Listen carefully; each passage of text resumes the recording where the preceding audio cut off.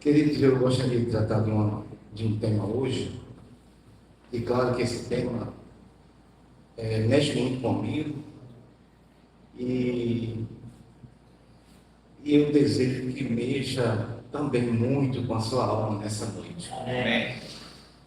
Iremos folhear alguns versículos, né, na Bíblia, bastante versículos.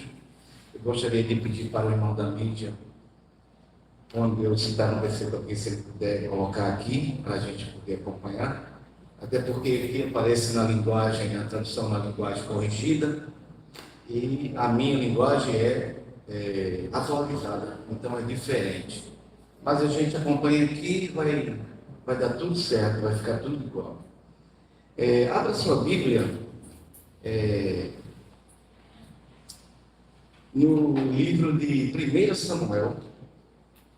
1 Samuel, capítulo de número 13.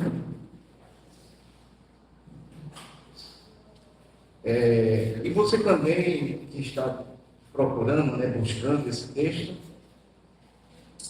você marca aí e também abre em Atos capítulo 13. Então nós vamos ver esses dois textos. 1 Samuel capítulo 13, vamos ler 2 versículos, e Atos capítulo 13 também, iremos ler apenas um versículo. Volta 1 Samuel, né?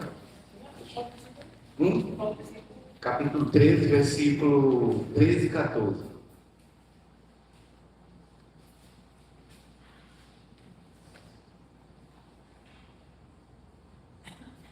Amém?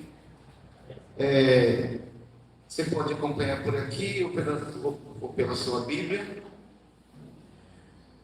Diz assim o texto. Então disse, versículo 13: Então disse Samuel a Saul: agiste neciamente e não guardaste o mandamento que o Senhor teu Deus te ordenou.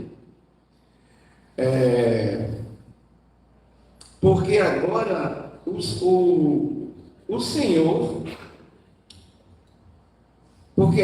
Senhor teria confirmado o teu reino sobre Israel para sempre. Versículo 14. Porém agora não subsistirá o teu reino. Já tem buscado o Senhor para si um homem, segundo o seu coração.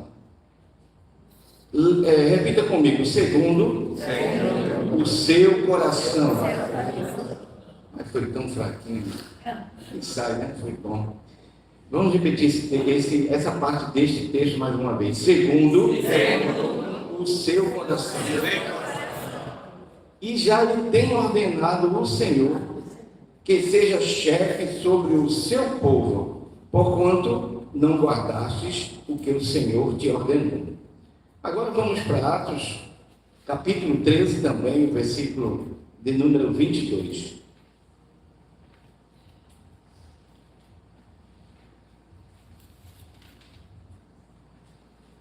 Diz assim o texto: E quando este foi retirado, levantou-lhes como rei a Davi, ao qual também deu testemunho e disse: Achei a Davi, filho de Jessé, homem conforme o meu coração, que executará toda a minha vontade. Repita comigo: toda a minha vontade.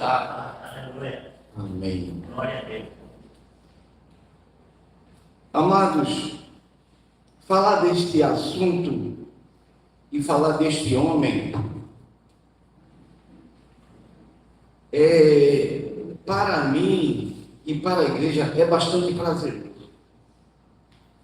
E você pode até no início deste estudo estar se perguntando: mas irmão, este homem errou tanto, cometeu tantos erros. Mas é o próprio Deus que o escolhe, que o prepara e o coloca como rei. e a linhagem dele seria para sempre. Porque em Mateus vai falar que Jesus vai chamar assim, Jesus filho de Davi. O cego de Jericó também, quando Jesus passa por ele, ele não enxerga, mas ele, naquele momento, ele conclama, né?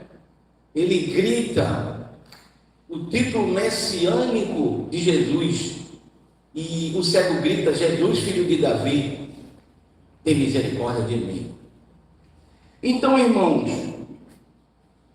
falar desse assunto para mim esse homem ele é bastante falado na Bíblia e ele é bastante conhecido entre nós. Nós vimos esses dois textos. Eu gostaria que você colocasse aqui na mídia o Salmo 89, 20.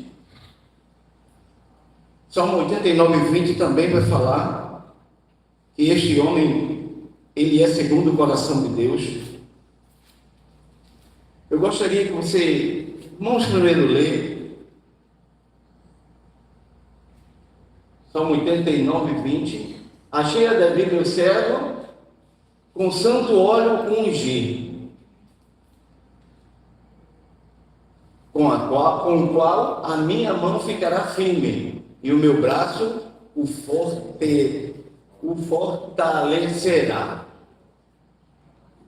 Nesse salmo aí, irmão, já encontramos duas características muito interessantes. Deixa ele aí, irmão, por um pouquinho de tempo.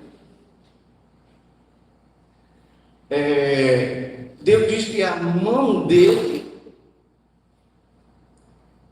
ficará firme e o braço do Senhor o fortaleceria também. Entendemos, irmãos, que quando Deus chama, quando Deus escolhe, além de fazer isso, Ele prepara, Ele capacita e Ele continua ajudando, sabe? Ele não é como outras pessoas que chama e depois muda de ideia e abandona. Deus tem uma característica, tem um atributo que se chama imutabilidade.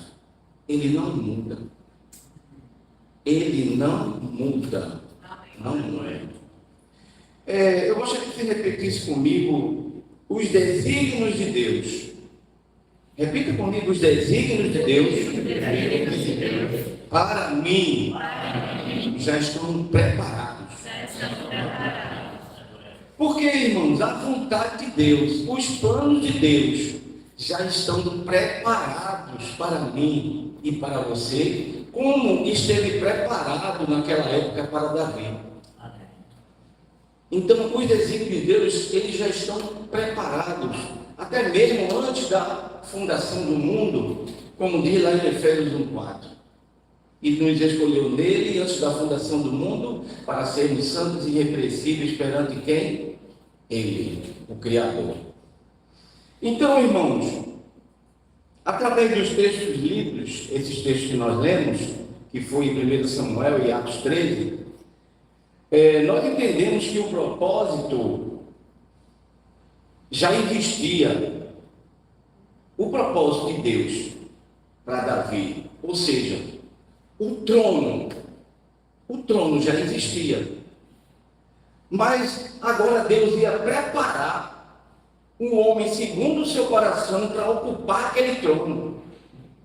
Porque quando Deus ele chama Davi e envia Samuel à casa de Davi, o trono já estava pronto.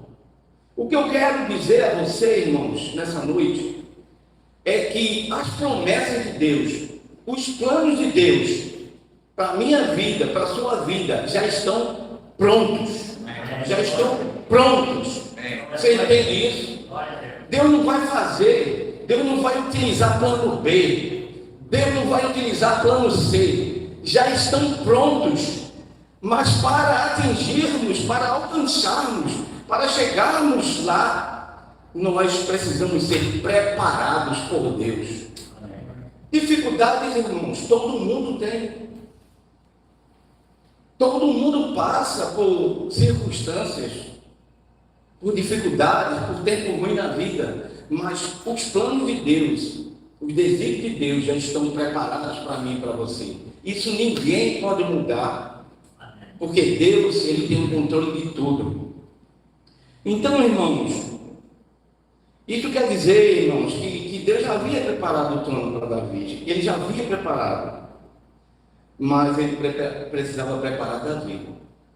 Ele precisava preparar o homem, aquele homem segundo o seu coração. Então, irmãos, você já se perguntou qual seria o significado, você sabe qual o significado do nome de Davi? O significado do nome de Davi, irmãos, tem tudo a ver com a história de Davi. Tem tudo a ver com a história, ou como que Deus é conhecido na Bíblia. Um dos significados do nome de Davi não é só amado, usa o artigo o, é o amado. Porque Deus, irmãos, quando Ele chama e quando Ele escolhe, é porque Deus, Ele nos conhece. Não há ninguém na face da terra que Deus não conheça, porque Ele é onisciente. Além de ser onisciente, Ele também é presciente. Ele sabe de todas as coisas. Ele sabe até a palavra que ainda não saiu da nossa boca, mas Ele já sabe o que é que nós vamos falar. Então, Deus já conhecia este homem. Deus já tinha visto esse homem nascer. Deus já tinha visto esse homem lá tomando conta das ovelhas, distante lá dentro dos matos. Só Deus o via. Só Deus e as ovelhas. Mas Deus já conhecia ele. Então eu quero dizer nessa noite que Deus nos conhece. Ele nos sonda. Ele nos conhece. Ele, sabe, Ele nos acompanha a cada passo. Ele está presente aonde quer que nós estejamos. Porque Ele é onipresente, irmãos. Ele está em todos os lugares ao mesmo tempo. Ele é único em poder estar em todos os lugares ao mesmo tempo. O outro significado também do nome de Davi é querido. Querido. Quase como querido do Pai. Ou também podemos dizer que o outro significado do nome de Davi é predileto. Sabe, irmãos, quando Deus envia Samuel à casa de Davi, vocês conhecem muito bem essa história. E Samuel, ele quer ungir a um dos filhos de Jessé. E Deus o repreende. E todo mundo sabe essa história também. E Deus fala que Deus não olha para a aparência, sim para o coração. Parece um paradoxo falarmos que Deus olha para o nosso coração. A ciência nos ensina que o coração é uma bomba. É uma bomba que tem a função de bombear o sangue para todo o nosso corpo, dos pés à cabeça. Mas a Bíblia, irmãos, eu vou falar um pouco mais sobre isso mais à frente, mas a Bíblia, ela tem várias formas de apresentar o coração humano. Ela tem várias formas de apresentar o coração que nós temos diante de Deus. Então, para Deus o coração não é só uma bomba. O coração, ele é apresentado de várias formas, de 4 formas diferentes. Mas a verdade é que quando Samuel chega lá e é repreendido por Deus, e todos os filhos, depois os demais filhos são apresentados, Samuel pergunta se não há mais filhos, se ele não tem mais nenhum mancebo. Ele diz: só tem um. Está lá no pasto, lá distante, cuidando das poucas ovelhas. E é este homem, irmãos, que a princípio, ou aparentemente insignificante na história de Israel, que Deus o escolhe segundo o coração de Deus. Nós temos o costume de julgar, mas a Bíblia diz que só quem tem o poder e o direito de julgar é Deus. Então, Deus nos conhece. E todos sabemos da história que Davi é chamado e ele é ungido com óleo na presença de todos que ali estavam. E a partir daquele momento ele foi ungido para ser rei de Israel. Mas Israel tinha um rei, que era Saul. Havia um rei em Israel, que era Saul. Mas Davi naquele momento é ungido e o Espírito de Deus, esse que hoje habita em nós, como Paulo ensinou à igreja em Corinto, não sabeis vós que o vosso corpo é templo do Espírito, templo e morada do Espírito, que ele habita em vós. Esse mesmo Espírito, que até então não habitava em todos, que até então não havia se manifestado, que até então só havia uma profecia em Joel, que naqueles dias seria derramado o Espírito sobre toda a carne, Joel 28:2, aliás, 2:28. Então, naquele tempo, o Espírito não estava ou não repousava sobre todos, mas naquele momento da unção, o Espírito ele repousou sobre Davi. E daquele momento em diante, Davi passou a ser um homem, além dele ser um homem segundo o coração de Deus, ele passou a ser um homem guiado e direcionado pelo Espírito de Deus. Irmãos, algo que me chama a atenção nesta eleição de Davi é que poucos tinham o privilégio na época de terem o Espírito Santo sobre eles. Mas hoje a igreja tem essa promessa, que o Espírito seria derramado sobre toda a carne. Essa promessa ela se cumpriu lá em Atos 2, com o derramamento do Espírito, lá no Pentecostes, na festa da colheita, sobre 120 pessoas que estavam aguardando em Jerusalém, que estavam orando e passaram 10 dias ali orando, em oração, esperando o cumprimento da promessa.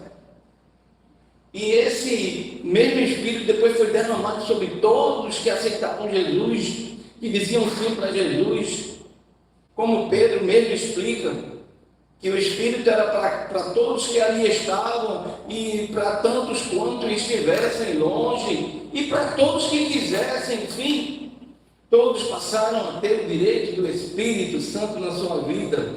Mas parece que hoje a igreja, ela meio que fica manca. A igreja, sabe, parece que não entende esse privilégio de ter o Espírito Santo sobre nós, porque é Ele que guia, é Ele que fala, é Ele que nos ensina, é Ele que nos faz lembrar do que nós sabemos acerca de Jesus Cristo, é Ele que nos protege, é Ele que diz, quando queremos ir por algum lugar, por aí, não, agora não, é Ele que está presente conosco. Mas parece a igreja está numa letargia espiritual, dormindo, e não percebe que há Deus habitando dentro de nós o tempo todo. Amém. Aleluia. E isso nos impede de pecar, irmãos. Isso nos impede de cometer erros. E isto faz com que, quando erramos, tenhamos, sabe, a consciência pesada para nos arrepender e para pedir perdão. Irmãos, havia uma qualidade em Davi que o fez ser escolhido para ser rei e o fez ser um homem segundo o coração de Deus. E essa qualidade, meu irmão, era a contrição. Davi, ele tinha um coração contrito diante de Deus e diante dos homens.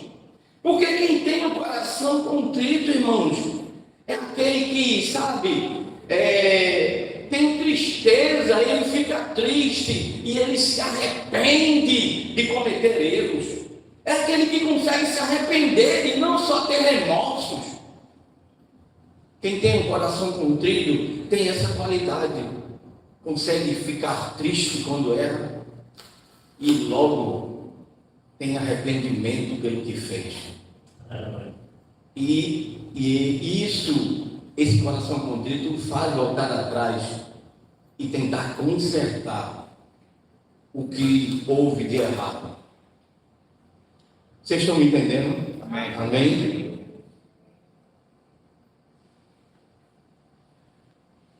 Então, irmãos, Davi, eu falei que o significado do nome de Davi é o amado. Davi, irmãos, possuía mais 7 irmãos e mais 2 irmãs. Os nomes deles são citados, na Bíblia, em 1 Crônicas. Eu não vou trabalhar essa questão, mas a verdade é que Davi era o mais novo de mais 7 irmãos e mais 2 irmãs. Então, Jessé tinha um total de 10 filhos. Davi era conhecido como pastor de ovelha, como um tangedor também de harpa.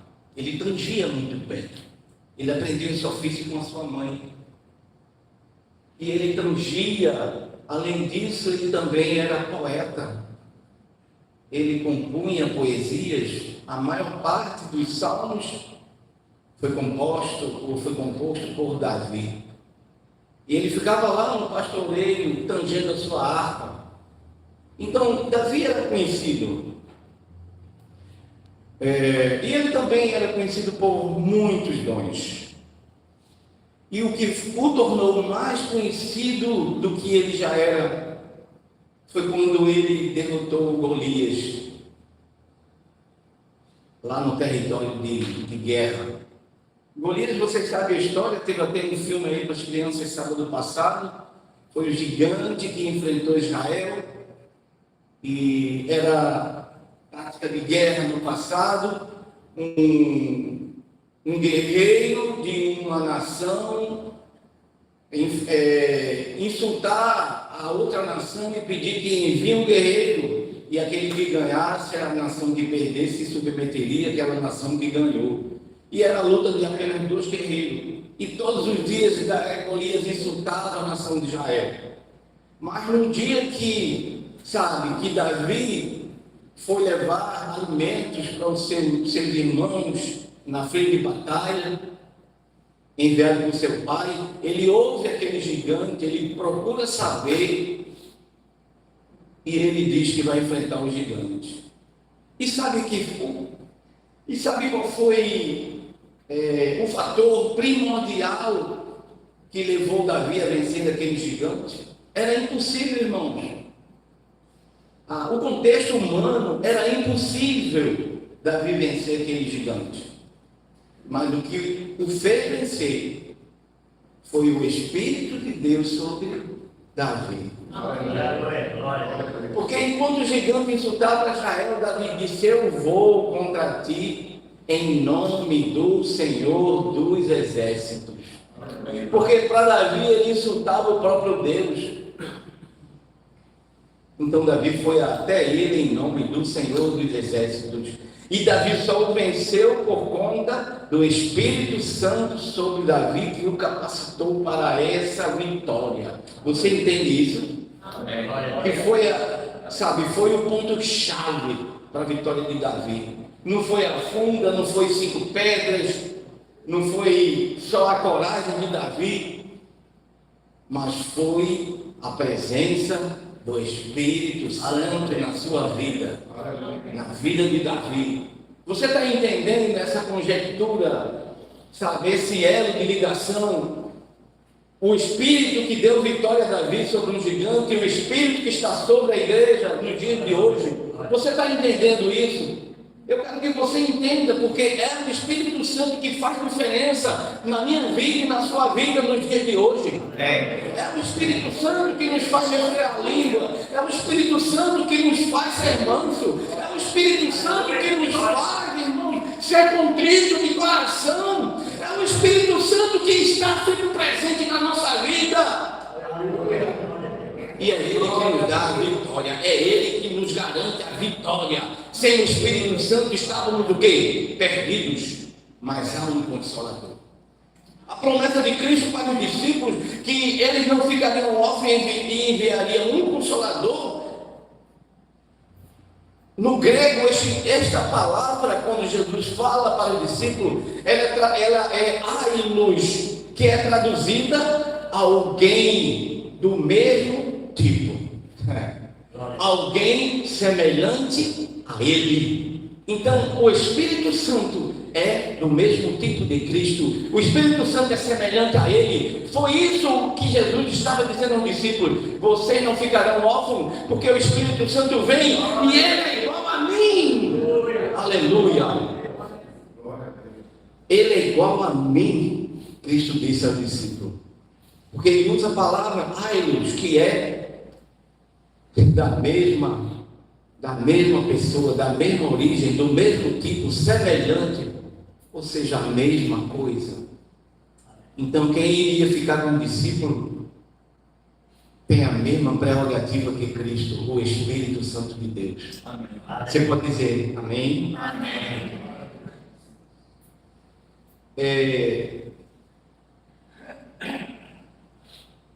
Davi, irmãos, eu vou citar algumas características de Davi e você fica aí pensando com você mesmo se essas características estão na sua vida também.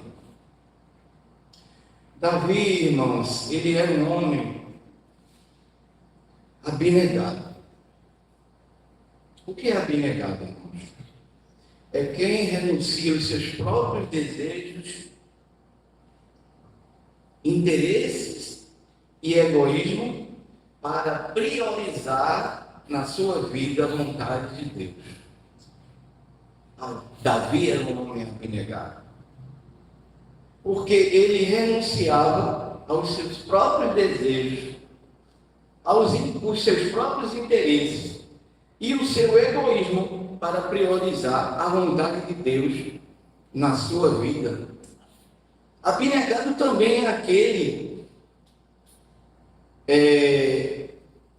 que pratica o bem ao próximo, se preocupa em praticar o bem ao próximo quando vê que o próximo está necessitado e ele pode ajudá-lo. Então, a primeira qualidade de Davi, irmãos, que ele era abnegado. E quando eu estava vendo essa questão de Davi abnegado, me lembrei de algumas passagens bíblicas, em Mateus, por exemplo, 16 e 24. Em Mateus 16 e 24, que Jesus vai fazer o que é o convite para aquele que quer o seguir. Se alguém quiser vir após mim, ninguém é obrigado, é uma escolha. Renuncie-se a si mesmo, tome a sua cruz e me siga. Então, olha as etapas do convite de Jesus, da solicitação de Jesus. Se alguém quiser vir após mim, a primeira etapa, renuncie-se a si mesmo. Então, por que Davi, um homem segundo o coração de Deus? Porque Davi renunciava a si mesmo. Ele era um homem que se renunciava para fazer a vontade de Deus. A segunda etapa do texto, tome a sua cruz. Tomar a sua cruz, irmãos, sabe, às vezes muitos pensam, eu vou levar uma cruz, porque, sabe, a minha vida é pesada. Tomar a sua cruz, irmãos, a irmã falou aqui terça-feira, é você assumir publicamente a identidade de cristão, em qualquer lugar que você esteja, por onde você andar, aí você vai ver o peso da cruz na sua vida. Você vai ser rejeitado, você vai ser escanteado, você vai ser ignorado, você vai ser, sabe, você vai passar por várias situações constrangedoras, porque aquele que toma a cruz é aquele que se identifica como cristão, é aquele que se posiciona como cristão, no trabalho, em casa, sabe, nas ruas, qualquer lugar. E aí você vai sentir você mesmo o peso da cruz. Foi o que Jesus fez. não só carregou a cruz de forma física, mas ele levou sobre ele todos os nossos pecados. Ele se posicionou, eu sou filho de Deus e vou provar isso. Levou aquela cruz física até o Calvário e entregou a sua vida, renúncia, por amor de todos nós. E a terceira etapa aqui, e siga-me. Muita gente fica pelo meio do caminho, ou só eu conheço.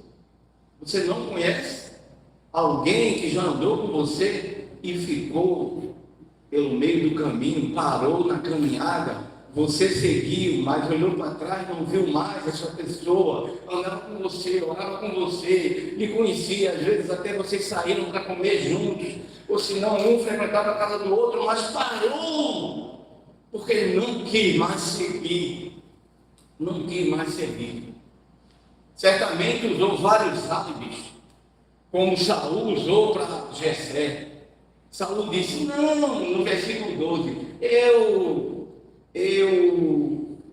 você disse que ia chegar em tantos dias e não chegou, e o povo estava ocioso, e o exército dos filisteus estava reunido e era muito numeroso, e eu, por causa das circunstâncias, quantos crentes não fazem isso, irmão? Por causa das circunstâncias, eu dei um jeitinho aqui.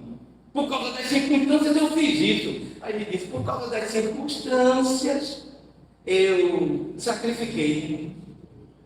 Porque o povo estava se espalhando e não queria guerrear. As circunstâncias, irmão, não vai justificar diante de Deus, porque cada um vai prestar conta a Deus.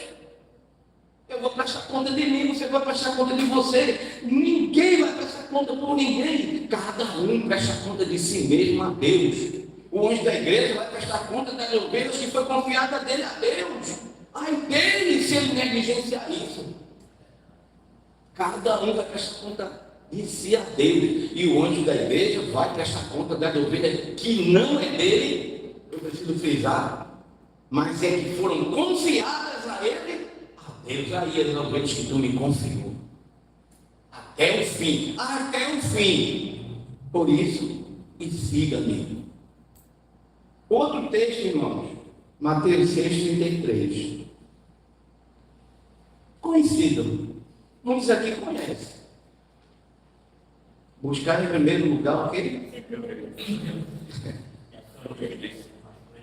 Mas buscar em primeiro lugar o reino de Deus. Olha a preposição aqui, ó. Mas eu gosto, irmão, de falar isso. Porque quem é bom em português, na gramática, consegue entender melhor a Bíblia, mas preposição não está ligando. Por que está ligando? Porque Jesus estava falando da solicitude da vida, no comer, no vestir, no beber, as ansiedades da vida, as preocupações. Ele está falando de tudo isso e ele vai fechar no mais, preposição, está ligado, um assunto ao outro, ele vai dizer mais, buscar em primeiro lugar o reino de Deus, e as demais coisas, que demais coisas? O vestir, o beber, o comer, tudo, irmãos, toda a sua ansiedade que você tem, toda a preocupação que você tem, conta de luz, conta de água, conta de tudo, conta de internet, mas as demais coisas vos serão o quê? Vos serão diminuídas? Não. Acrescentar, acréscimo, irmãos, quer dizer soma, sabe? Quer dizer que você vai receber algo, não está sendo retirado de você, vão ser acrescentadas. Então, quando eu estava estudando essa questão das qualidades de Davi, esse abnegado, que é a qualidade de quem renuncia os seus próprios interesses, você tem renunciado, irmão, os seus próprios interesses? Para viver o interesse de Deus? Não sei, é uma pergunta que só você pode responder e só você mesmo, não é nem a mim. A outra qualidade de Davi, irmãos, é que ele era fiel.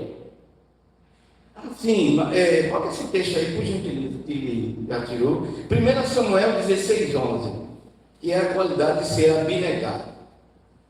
1 Samuel 16:11. Disse mais Samuel a Jessé: acabaram seus moços? E disse: ainda falta o menor, que está apacentando as ovelhas. Disse, pois, Samuel a Jessé: manda chamá-lo, porquanto não nos assentaremos até que ele venha aqui. Então foi envio o chamado para ele vir, e ele veio. Abnegado, irmão. Ele era um homem abnegado. Por isso a Bíblia dá o título a ele, um homem segundo o coração de Deus. 1 Samuel, pode tirar esse. 1 Samuel 24, versículos 5 e 6. Ele também era um homem fiel. Fiel. O que é ser fiel? Ser fiel é ser leal, digno de confiança e firme em seus compromissos. Fiel, irmãos, essa palavra no grego, a gente está trabalhando aqui no Velho Testamento, que está no hebraico. Eu não sei se vocês sabem, mas a Bíblia ela foi traduzida em 3 idiomas: hebraico, aramaico e grego. Aramaico por causa do período do cativeiro na Babilônia, 70 anos, né? 70 anos Deus levou a nação de Israel para ser cativo. E qual o propósito? Tudo que Deus faz, irmão, entenda, nós passamos situações na vida. Eu estava, inclusive, conversando com o pastor hoje por telefone e falei: pastor, qualquer dia eu vou contar o meu processo. Todo o processo, tudo que passamos na vida, irmãos, existe um propósito, existe um plano. Nada, irmãos, é por acaso na vida daquele que serve a Deus. Naquele que já entregou a vida dele, nada é de propósito. Até mesmo aquele que não entregou, eu vou chegar lá, um minuto só. Até mesmo aqueles que não entregaram a vida a Cristo, Cristo, na sua onisciência e presciência, sabe: esse vai dizer sim, essa vai dizer sim, então eu vou guardar ele.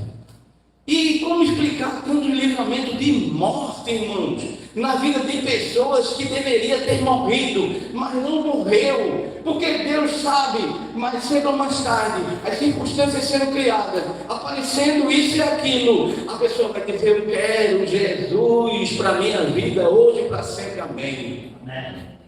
Eu, irmãos, posso contar de mim, eu sei de várias pessoas. No seminário eu conheci várias pessoas que contaram as suas histórias de livramento de morte. E livramento de morte, irmãos, tire isso da cabeça. Não é nascer de novo, como a notícia, a rede da mídia propaga. Não é. Nascer de novo é um nascimento espiritual. Livramento de morte é morte física.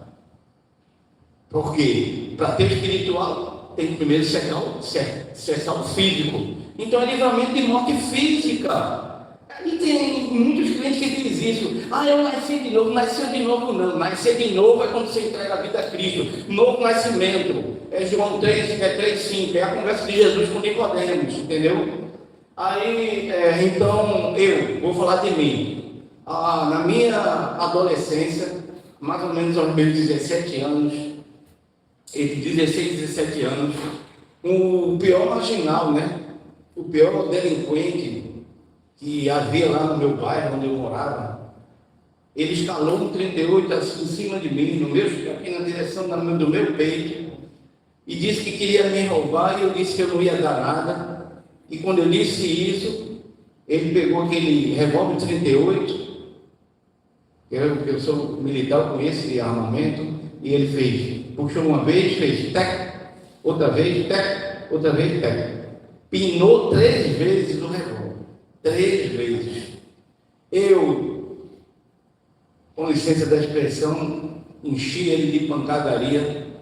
Ele correu para um lado, eu não achei a arma, então digo: ele vai voltar e vai atirar em mim de novo. Corri para o outro lado, e quando eu já estava numa distância boa, eu vi o primeiro disparo, olhei para trás, era ele e o outro colega dele correndo atrás de mim assim, com a mão assim, e pei, o mesmo revólver e as mesmas balas. Como explicar isso? Como explicar? Como explicar um dia eu voltando de João Pessoa, naquela descida ali, já quando passa a divisa, João Pessoa Paraíba, Pernambuco, tem uma descida que hoje, agora, depois que fizeram, né, a qualificação da avenida, separado, mas antigamente era mão dupla, subindo e descendo. Quem vai sobe, quem vem desce, e é assim. E eu dormi na descida. que eu estou aqui? Como explicar isso? E antes disso, Deus falou comigo: eis que estou hoje fechando 9 covas na tua vida. Eu só entendi depois. No meu carro tinha 4 pessoas, no carro da minha cunhada tinha 5. Faz a conta aí: 4, 5, 9. Você entende? Então, ser fiel, irmãos. Está ali o texto, 1 Samuel 24, 5 e 6. Sucedeu, porém, que depois o coração doeu a Davi, por ter cortado a orla do manto de Saul. O 6. E disse aos seus homens: doeu no coração de Davi. Quem fez isso? O Espírito Santo. O Espírito Santo nos incomoda quando a gente comete erro. E disse aos seus homens: o Senhor me guarde de que eu faça tal coisa no meu Senhor, ao ungido do Senhor, estendendo eu a minha mão contra ele, pois é o ungido do Senhor. Os homens que estavam com ele na caverna de Adulão queriam matar Saul. Ele não permitiu, ele foi lá e cortou o manto. Por que, irmãos? Porque ele era fiel a Deus. Ele era fiel aos compromissos que ele havia com Deus. Ele sabia que já tinha sido ungido rei, mas havia um rei no trono. Ele mesmo não podia retirar. Ele sabia que quem ia retirar Saul do trono era Deus. E ele foi fiel. Ele não matou, não permitiu que matassem a ele, por causa da fidelidade. Então, ser fiel, ser leal, digno de confiança e firme em seus compromissos. Então, essa palavra no grego, irmãos, é pistos, e ela descreve alguém em quem podemos acreditar sem medo. Alguém em quem podemos acreditar sem medo. Quem é que nós podemos acreditar sem medo hoje? Quem é? Fala, irmãos. Jesus, irmão. Não tem medo, não. Quem é que nós podemos acreditar sem medo? Porque Ele nunca vai nos decepcionar, nunca vai nos frustrar. Quem nos frustra somos nós, irmãos. Quem se decepciona somos nós. Mas Deus, Ele não faz isso. Ele tem desígnios, Ele tem planos, Ele tem propósitos para a nossa vida e vão se cumprir no tempo determinado dEle. Porque o tempo é dEle. O nosso tempo, irmãos, é o Cronos, mas o tempo de Deus é o Kairos, irmãos. É o tempo dEle. É o tempo de Deus. Diferente do nosso. Aleluia. Aleluia. Eu ainda toquei aqui, mas a fidelidade humana é apenas uma resposta à fidelidade de Deus. Então, quando nós somos fiéis, irmãos, estamos apenas respondendo a Deus, a fidelidade dele para conosco. A Bíblia diz o quê? Mesmo que nós sejamos infiéis, Deus o quê? Ele permanece infiel? Não. Ele permanece o quê? Fiel. Ele permanece fiel. Mesmo que você seja infiel, mesmo que você pare, Ele permanece fiel. Os planos de Deus, eles vão ser ali, vão ficar ali retidos, mas Ele permanece fiel, nada muda, porque Ele é imutável, irmão. Se Ele disse para você, se Ele prometeu algo, irmão, Ele vai cumprir, porque Ele é imutável. O homem muda, eu posso mudar, você, todo mundo pode mudar, mas Deus, Ele não muda. Porque esse atributo é dele, irmãos. A imutabilidade de Deus. Pense em algo extraordinário. Eu posso contar com Ele hoje, amanhã, depois e sempre, porque eu sei que Ele não muda. Ele não muda. A outra qualidade de Davi, ele era um homem também justo. 1 Crônicas, capítulo 11. Versículo 17 ao 19. Eu estou pedindo aqui, irmãos, para a gente não ficar gastando mais tempo do que é necessário, abrindo a Bíblia, mas é necessário que vocês, se puderem, anotem os textos, estudem em casa, cresçam, queiram crescer, está entendendo? Em conhecimento bíblico, porque a palavra nos aproxima de Deus, a palavra abre acesso para Deus. Vamos lá para o texto. Estamos falando de ser justo. Quem é que é justo? Antes de ler ali. É quem vive em harmonia com os princípios de Deus. Isso não quer dizer que o justo não erra. Ele erra. Eu sou justo. Mas eu posso errar, eu sou humano. Eu erro. Sabe, irmãos, por muito tempo na minha vida, eu julgava as pessoas que erravam comigo. Mas depois, Deus me ensinou, irmãos, que eu preciso perdoar e esquecer. Eu preciso muitas vezes suportar essas pessoas. Paulo não diz, né? Suportar uns aos outros. Eu preciso suportar, eu preciso carregar. Por quê, irmãos? Só erra quem é humano. Eu adotei esse critério na minha vida. Então, todo mundo que hoje erra comigo, eu olho para a pessoa, eu não vejo a pessoa. Ou eu vejo ela só como humana. Eu sei que aí existe um Deus que não erra, que é justo, que é fiel. Aí eu penso, errou comigo, mas errou porque é humano. Eu vou continuar suportando. Eu vou continuar estendendo minha mão. Eu vou continuar sendo amigo. Porque é humano. A nossa natureza humana, irmãos, é a carne, laos, sabe, no grego, carne. E carne não é isso, carne é a natureza, o que está dentro de nós, o que não foi retirado de nós, continua em nós. Mas o Espírito Santo é que aplaca essa natureza humana, é o que controla. Foi tirado o pecado, a natureza humana continua, é o que nos faz ser humano. Aí o Espírito Santo ele aplaca. Sabe, ele controla. Então, justo, né? É quem vive em harmonia com os princípios de Deus. No grego, irmãos, justo é dikaios, e indica retidão, pessoa que é reta, honestidade e obediência. Porque o justo, irmãos, ele não é perfeito, mas ele é alguém que busca fazer o que é certo e tem um relacionamento verdadeiro com Deus. Então, quando é que a gente pode dizer que alguém é justo? É quando a gente vê alguém que ele tenta ter um relacionamento com Deus, ele tenta acertar, ele tenta fazer o que é certo, ele está sempre buscando tentar acertar, porque nós somos humanos. Você entende? Amém? Amém. Estou vendo vocês assim tão paradão. Com medo. Mas vamos para o texto. E desejou Davi e disse: quem me dera beber da água do poço de Belém que está junto à porta. Então aqueles três romperam pelo caminho, ou pelo acampamento dos filisteus. Uma parada aí nessa vírgula, irmãos. Davi desejou beber a água do poço que estava dentro da comunidade dos filisteus. Vocês entendem isso? Que coisa perigosa, que algo perigoso. Ele desejou beber desta água do poço que estava no acampamento dos filisteus. E Davi tinha 3 valentes.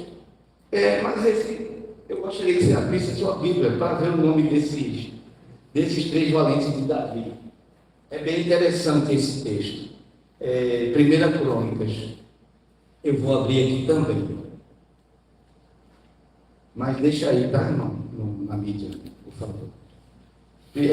Samuel, Reis e Crônicas. 1 Crônicas 11, 18. Pronto, está aqui. Porque nesse contexto, quando vocês estão procurando, Davi já era rei, tá? Davi já era rei. Davi já estava reinando há 7 anos e meio. Ele reinava em Hebrom, não em Jerusalém, nem em Belém. Em Hebrom, tá? Porque ele reinava não a totalidade da nação de Israel, ele reinava uma parte. Ele vivia em guerra constante com os filisteus. E Davi só passa a ser rei, irmãos, de toda a nação de Israel depois que o filho de Saul morre, o filho Isbosete.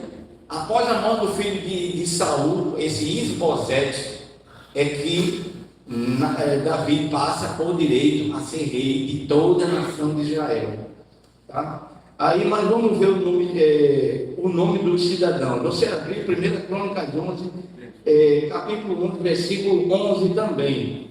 Eis a lista dos valentes de Davi. Jazobeão, 1. Aquimonita, 2. E Eleazar, 3. Esses homens, irmão, era como se fosse a tropa de elite. Era como se fosse aquele esquadrão. O BOP, aquele esquadrão lá dos Estados Unidos que raptou o tal do Maduro. Esses homens aqui não tinham conversa, não. Aí, Davi deseja beber, a gente está aqui no texto, mas não fecha a Bíblia não, por gentileza. Então e desejou Davi e disse: quem me dera beber da água do poço de Belém, onde estava o acampamento dos filisteus. Se você ver toda a história aqui, capítulo 11, você vai entender isso. Que está junto à porta.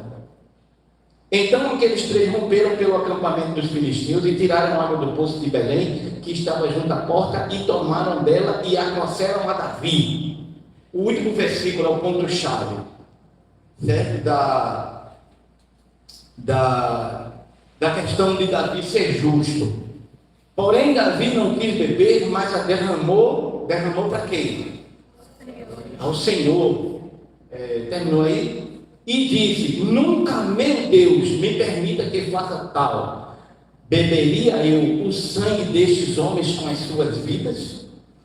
Ele entendeu o perigo que aqueles três homens correram e ele não se achou suficientemente capaz e digno de beber daquela água. O que ele fez com a água? Quem seria digno de beber aquela água ou de beber a água da vida daqueles três valentes?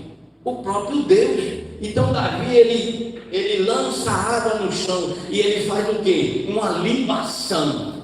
Libação é uma espécie de sacrifício para ofertas líquidas que era trazido para o tabernáculo. Leite, vinho, água. Então Davi fez uma libação, ele ofereceu aquela água em sacrifício a Deus. Veja como esse homem, irmãos, era abnegado.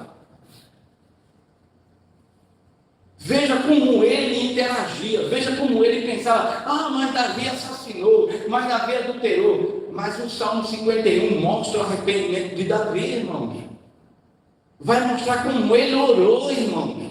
Como ele teve um coração contrito, e como ele ficou triste, e como ele se arrependeu. Faça tudo, Deus, menos tirar de mim o teu espírito.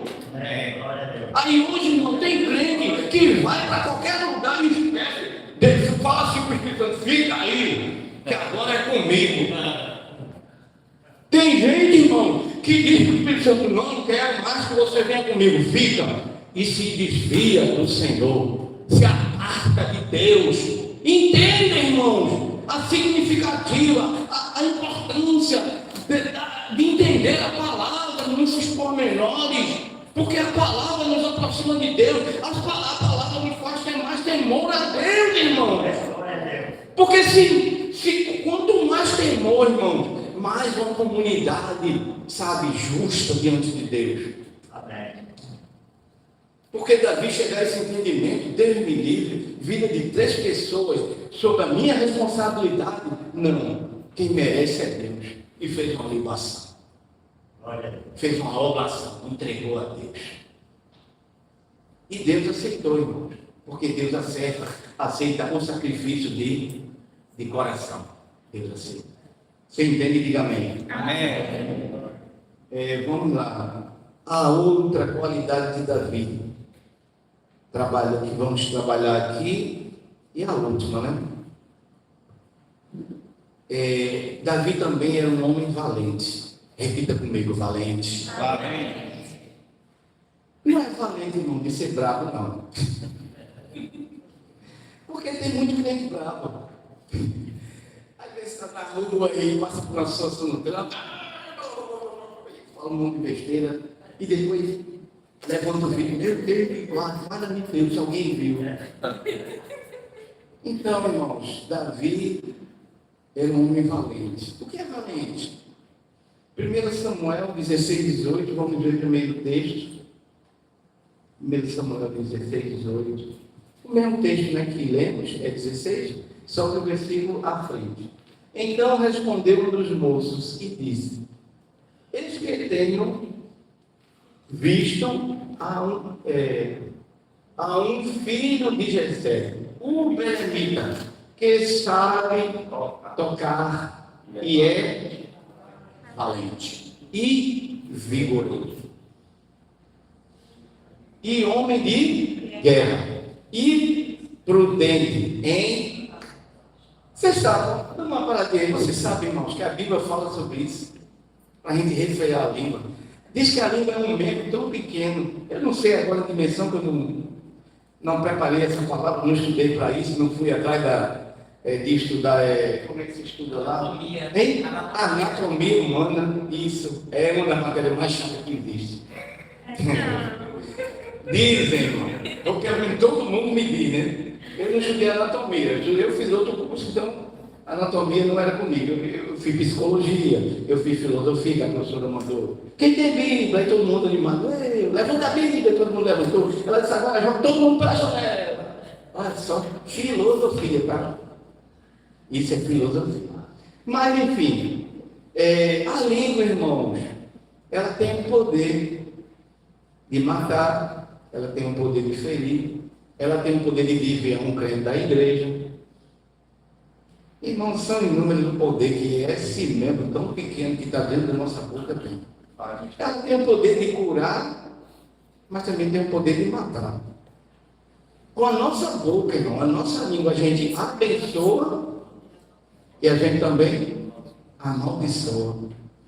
Ah, irmãos, como seria bom se todos nós tivéssemos essa qualidade de dar um nó na língua. Às vezes a gente quer falar, e às vezes a gente fala, às vezes é só uma brincadeira, mas machuca. Vocês entendem? Machuca, às vezes machuca, e a gente machuca sem perceber. E a pessoa sai ferida, chorando por ali com Jesus. Lá vai ela. E você está rindo, nem percebeu. Mas é o que a língua tem o poder. Mas Davi, porque o homem segundo o coração de Deus, eu quero que você frise isso. Porque além de tudo, cadê? Prudente, é isso mesmo, esse texto mesmo. Prudente em palavras e de gentil presença. Ele era amável com as pessoas. Sabe, irmãos, aquela situação que nós devemos tratar todo mundo da mesma forma. E não fazer acepção, porque até quem faz acepção de pessoas vai para o inferno. É isso que o Tiago diz. Nós devemos tratar todos da mesma forma. Se abraçamos um, abraçamos outro. Se abraçamos o feio e o bonito, o baixo e o alto. Embora, irmão, não tem esse negócio de feio e bonito. Tudo são os olhos. É mesmo? Porque para Deus, irmãos, Deus não olha o quê? Já falamos sobre isso? A aparência. Deus olha para dentro de você. O que você tem dentro de você? É o que Deus vai olhar. E Deus está olhando nesse instante. O que tem dentro de mim, o que tem dentro de você, o que você está pensando, é o que Deus está sondando nesse momento. Senhor, tu me sondas e sabes. Davi, ele citou isso. Mas vamos lá. Cadê? Gentil em presença, o Senhor é com ele. Fechou, irmão. Quando Deus é com você, pode ir para qualquer lugar, pode fazer o que você tem que fazer, porque Deus, irmão, você tem plenamente, Deus é com você. Ah, irmão, não deu certo, mas Deus é com você. Ah, irmão, deu certo, Deus é com você. Não foi dessa vez, Deus é com você. Você sabe os desígnios de Deus para a sua vida? Não sabe. Mas tudo que acontece na minha e na sua vida faz parte do plano de Deus para a nossa vida. Onde é que Davi estava, irmão? Improvável, impossível, cuidando de poucas ovelhas, se tornou rei.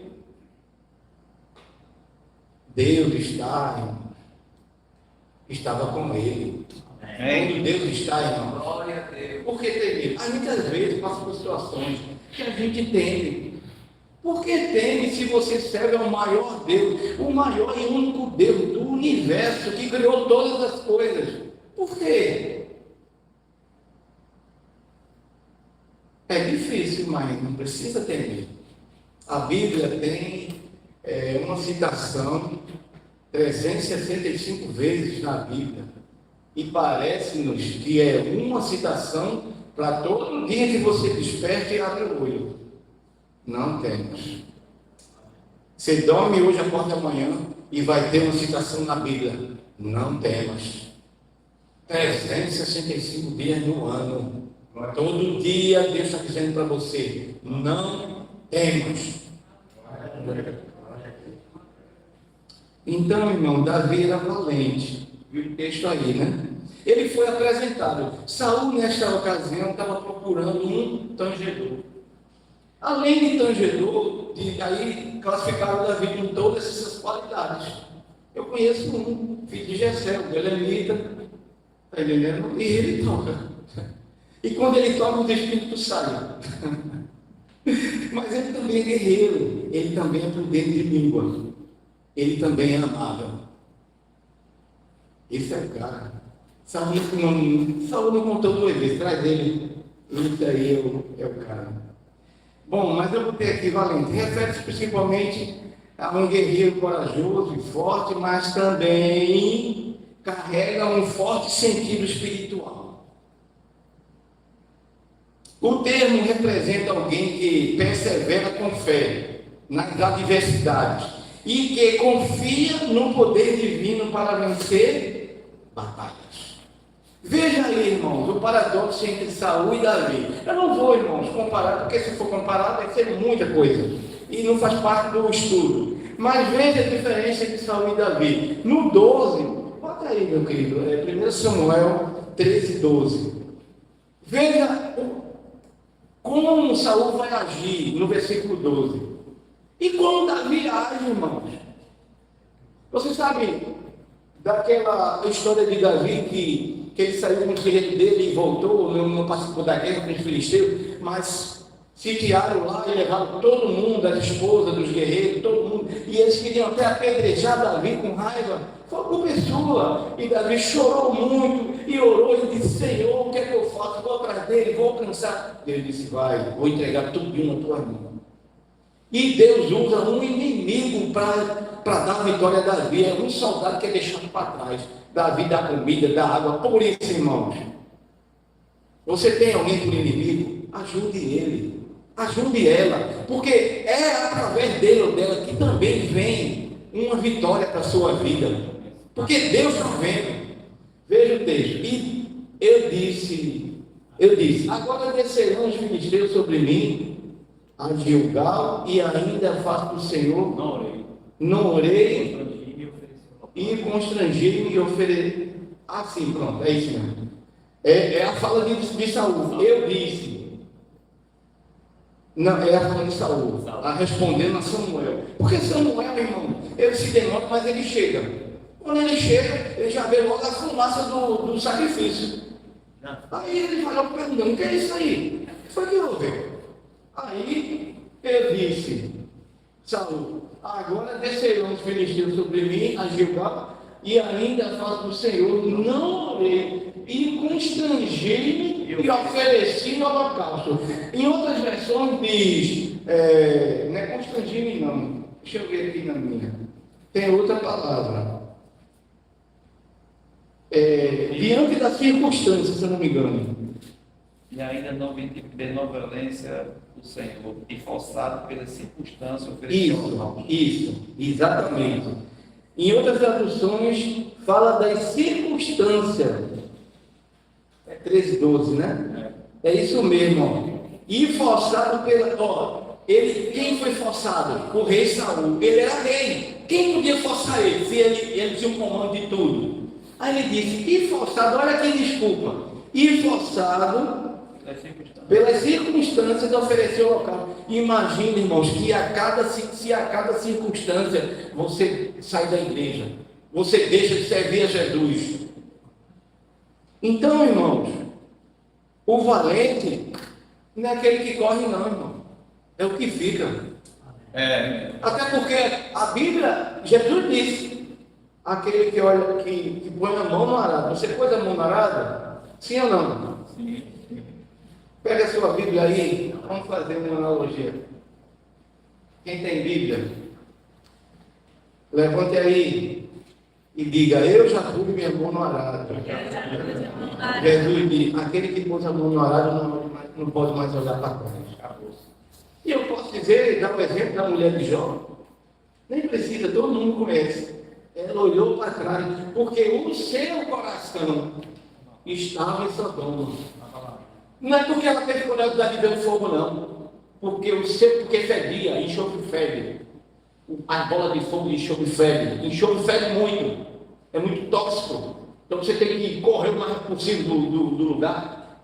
Não foi isso, não. Ela estava sentindo. Ela olhou por causa do coração. E virou uma estátua de sal. Não pode, irmão. O valente ele não olha para trás. O valente ele não tira a mão do arado. O valente não corre. O valente está preparado para a guerra. Ah, irmão fulano, vem aqui dar uma saudação.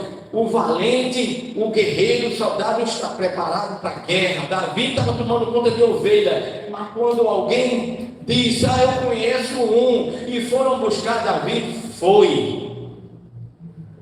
Por que ele foi? Porque ele estava preparado. Ele não olhou para trás. Por isso, a Bíblia chama ele, e é o próprio Deus, o homem segundo o coração de Deus. Bem, falando das qualidades de Davi, a gente fala um pouco sobre Israel. O que estava acontecendo em Israel, né? Israel estava vivendo numa crise na liderança política, que era Saul. Aliás, ainda não era Saul, mas havia uma crise política. E também uma crise na vida espiritual. E nessa ocasião, irmãos, Saul ainda não tinha sido ungido rei, não tinha sido separado para ser rei. E nessa ocasião, os filhos de Samuel, bota aí no texto, meu querido, 1 Samuel 8. Os filhos de Samuel, quem eram os filhos de Samuel? Samuel tinha 2 filhos. Ele já estava muito velho, em idade.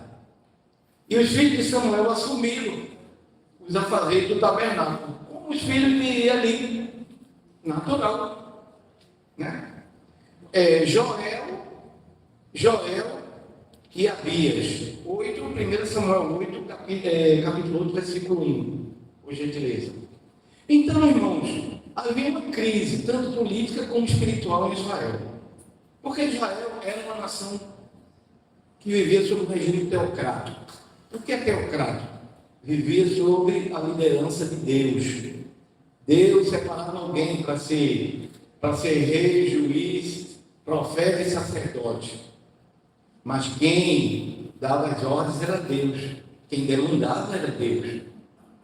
E aí Israel queria ser monarquia. Ele via outros reinos tendo um rei, e Israel queria um rei. Dentro dessa crise se manifestou essa vontade mais forte. Veja aí, e sucedeu que, tendo Samuel envelhecido, constituiu a seus filhos por juízes. Quem? O Joel e o Abias. Diz aí. E o nome do seu filho primogênito era Joel, e o nome de seu segundo era Abia. E foram juízes em Berseba. Porque o juiz, irmãos, ele era juiz, profeta e rei e sacerdote. Ele era tudo. Certo? Porém, 3, né? Mas vai 5. Porém, seus filhos não andaram pelos caminhos dele, antes se inclinaram à avareza e aceitaram o suborno e perverteram o direito. Então, todos os anciãos de Israel se congregaram e vieram a Samuel a Ramá. E disseram-lhe: eis que já estás velho, e teus filhos não andam pelos teus caminhos. Constitui-nos, pois, agora um rei sobre nós, para que ele nos julgue como o tem todas as nações. Eles encontraram a brecha de pedir a Samuel para nomear um rei, para ungir um rei. E Deus deu um rei. Mas a nação de Israel estava na crise, irmãos. Crise política, crise espiritual. E todo mundo estava descontente. Mas não pense você que era uma nação que andava segundo os preceitos de Deus, não. Era uma nação em rebeldia. Era uma nação que andava contrária à vontade de Deus naquela época. Cadê? Eu botei aqui mais. Então, os filhos de Samuel, eles não julgavam mais a nação com equidade, com equilíbrio. Não trilharam o reto caminho do pai Samuel. Então, o povo desorientado decidiu buscar um rei que os governasse. Eles geram a Saul, porque não foi da vontade de Deus. Apesar de cumprir os princípios, requisitos humanos, Saul foi rejeitado por Deus em razão da sua infidelidade. E é exatamente, irmãos, veja, enquanto o povo está vivendo uma crise política e religiosa, enquanto os filhos de Samuel não fazem o que deveriam fazer, não tratam as pessoas com equidade, sabe? Não julga as pessoas com equidade, não faz realmente o dever de casa. Deus, irmãos, estava preparando um rei segundo o seu coração. Deus escolheu alguém segundo o seu coração. O trono já estava preparado, mas o que foi escolhido tinha que ser preparado por Deus. Porque ele foi ungido rei, irmão, e voltou para cuidar de ovelha. Você voltaria? É uma pergunta. O seu orgulho deixaria você voltar para cuidar de ovelha? Ou você diria ao seu pai: agora eu sou rei, papai, agora o negócio é diferente? Mas ele voltou para cuidar de ovelha. Cuidando de ovelha, ele foi chamado para tocar para Saul na corte. Ele podia ter dito: eu vou tocar para o rei? Eu sou o rei. Como é que o rei vai tocar para outro? Mas ele foi tocar para o rei. Foi ungir a harpa. Você iria? Então, irmãos, esse era um homem que estava sendo forjado por Deus para ser rei. Estava sendo preparado para ser rei. Não pense você que eu estou falando de Davi segundo o coração de Deus e você fica pensando: mas foi na história, aconteceu. Um homem segundo o coração de Deus. Mas eu e você somos povos, né? Somos, como a irmã falou aqui terça-feira, né? 1 Pedro 1,9, somos raça eleita, geração escolhida, um povo separado. Enfim, nós fomos escolhidos para ser nação, para ser exclusivo, para ser filhos de um rei, para ser príncipes e princesas, para, irmãos, sabe, como diz Jesus lá em Mateus 16, 18, para saquear o inferno, irmãos, e tirar as almas perdidas do inferno, para proclamar as verdades, irmãos, para quem está nas trevas. Nós somos também homens e mulheres segundo o coração de Deus. Você está entendendo isso? Eu e você somos também segundo o coração de Deus, porque nós nem fazíamos parte do plano de Israel, porque para Israel, irmão, era judeu e gentio, irmão, fora da promessa. Dentro da promessa só o judeu, promessa de Abraão, promessa de onde botares a planta do teu pé, todas as famílias vão ser abençoadas. Nós estávamos fora, mas Deus, ele nos enxertou na árvore, na videira verdadeira que é Cristo. Deus, ele, sabe, Jesus, ele, na cruz, ele aboliu, irmãos, as ordenanças de forma de mandamento, e de dois povos fez um único povo, a igreja. Eu e você, homens e mulheres, segundo o coração de Deus. Diga comigo: eu sou segundo o coração de Deus. Aleluia. Aleluia.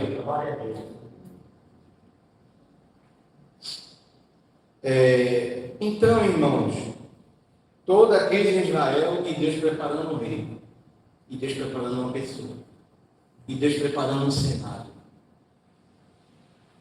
Aí, já que estamos, irmãos, falando de coração, que é um homem segundo o coração de Deus, você declarou nessa noite, diante de mim, diante de Deus, que é um homem, que é uma mulher segundo o coração de Deus. A Bíblia, ela nos apresenta o coração de 4 formas.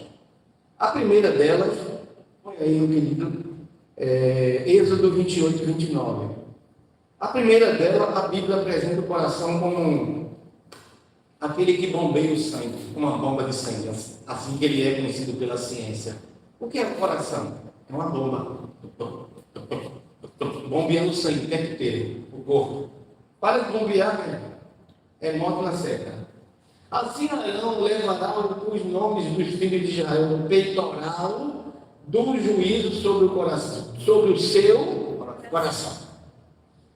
Que no peitoral, Arão estava sendo consagrado a sumo sacerdote, nesse texto aí, por Deus e por Moisés, vontade de Deus. Quando entrar no santuário para a memória diante do Senhor continuamente, para sempre.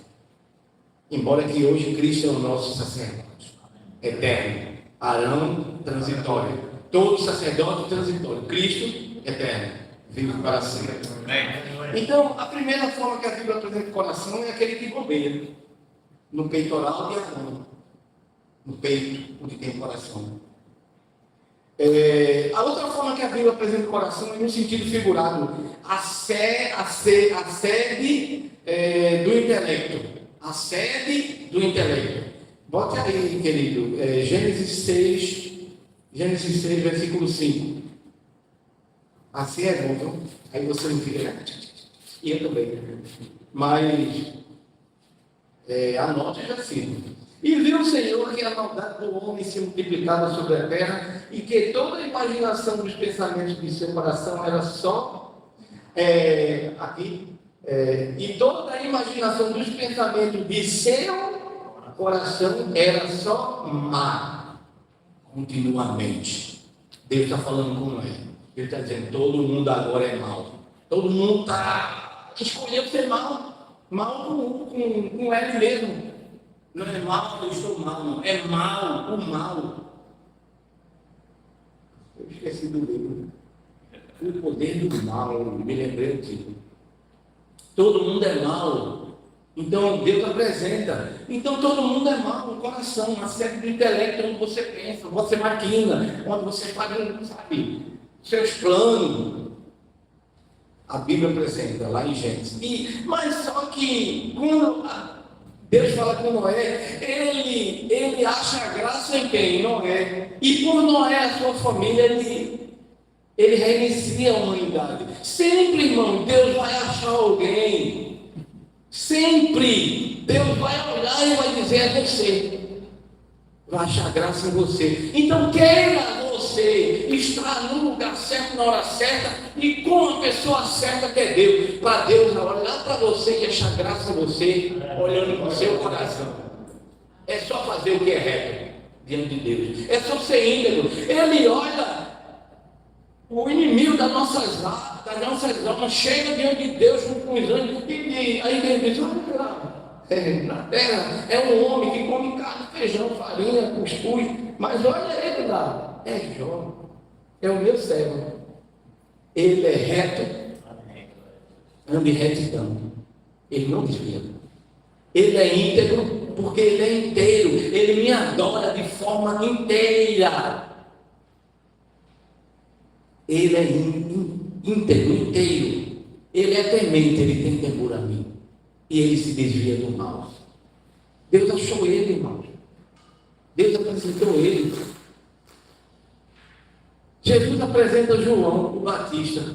Olha, nenhum homem nascido de mulher vai ser maior do que ele. Mas aquele que for menor no reino dos céus é maior do que ele. Amém. Ponto. Deus está olhando para mim e para você, e Ele está olhando para o nosso coração, sede do intelecto. A outra forma que a Bíblia apresenta o coração, como sede dos sentimentos, 1 Samuel 8, é a conversa de Elcana com Ana. Você já conhece essa história, né? A oração de Ana, meu Deus, que oração. contrito, com tristeza no coração e arrependimento por tudo. Será que eu estou fazendo a coisa certa? Arrependida e o coração triste, ela se derrama no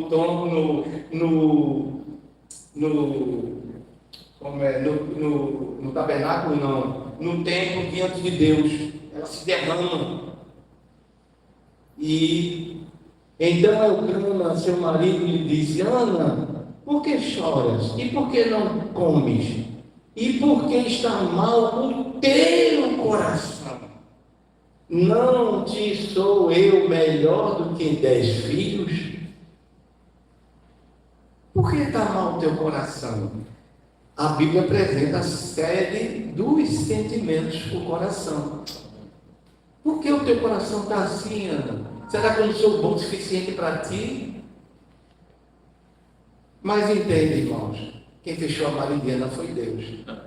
Deus estava preparando Ana para ser a mãe de Samuel. E quem abriu a madre de Ana foi Deus. E não deu só ela um filho, não. Deu Samuel, deu mais 5, foram 6 filhos. 6 rebentos que saíram de uma mulher que era estéril. Isso é Deus, irmão. Amém? A outra forma, quarta e última forma que Deus apresenta o coração, Salmo 119, 2. E a gente está caminhando aí para concluir. Não concluir, mas está concluído praticamente. Salmo 119, 2 apresenta o coração como a sede das vontades humanas. Bem-aventurados que guardam os seus testemunhos e que buscam com todo sede da vontade, sede das escolhas. Irmãos, eu fiz uma pergunta hoje, não sei se é lícito falar, mas eu perguntei a alguém hoje, uma pessoa que eu admiro, que é próxima, eu disse em poucas palavras: me responda o que é adoração. E eu fiquei impactado com a resposta. Porque em poucas palavras, adoração é a própria vida, ele disse. Ou seja, adoração, irmãos, é o nosso altar. Adoração é consertar o altar. Adoração é ter sede de Deus. Bota aí, meu querido, um texto aí, deixa eu ver se eu anotei aqui. Bota aí. É aquele texto da coça. Deixa eu ver. Não sei se eu acho que não anotei nada. Anotei sim. Bota aí Salmo 42, do versículo 1 e 2. Irmãos, adorar, pela resposta que essa pessoa me deu, que adorar, irmãos, é a própria vida, é entregar a própria vida, sabe? É consertar o altar. É estar, sabe, íntegro diante de Deus. Não é só blá blá blá, não.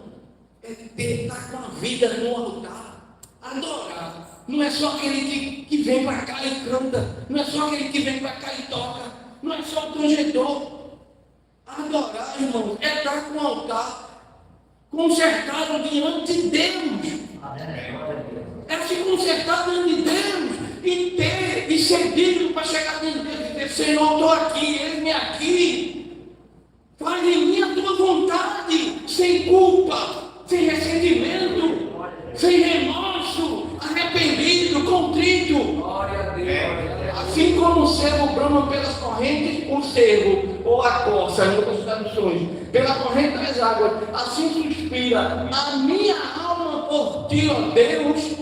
Que, irmãos, fechando o entendimento hoje, o homem segundo o coração de Deus, a mulher segundo o coração de Deus. O que é ser segundo o coração de Deus? É ser um adorador. O que é ser um adorador?